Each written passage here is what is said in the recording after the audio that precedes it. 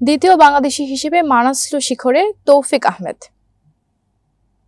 14 বছর পর মানাসলু পর্বত শিখরে উড়ল বাংলাদেশের লাল সবুজ পতাকা। আজ 25 সেপ্টেম্বর নেপালের স্থানীয় সময় রাত 3টায় পৃথিবীর 8ম উঁচু পর্বতে ওঠেন বাংলাদেশের পর্বতারোহী তৌফিক আহমেদ। তার নেপালি এজেন্সি 7 সামিট ট্রেক্সের পক্ষ থেকে গণমাধ্যমকে তথ্যটি নিশ্চিত করে বলেছেন তৌফিক আহমেদ ইতিমধ্যে অন্য পর্বতারোহীদের সঙ্গে বেস ক্যাম্পের পথে নামতে শুরু করেছেন।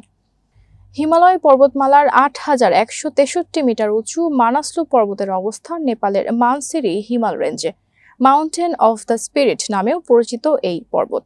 তৌফিক আহমেদের আগে 2011 সালের 12 অক্টোবর প্রথম বাংলাদেশি হিসেবে মানাসলু শৃঙ্গে ওঠেন এভারেস্ট জয়ী পর্বতারোহী এম মুহিত।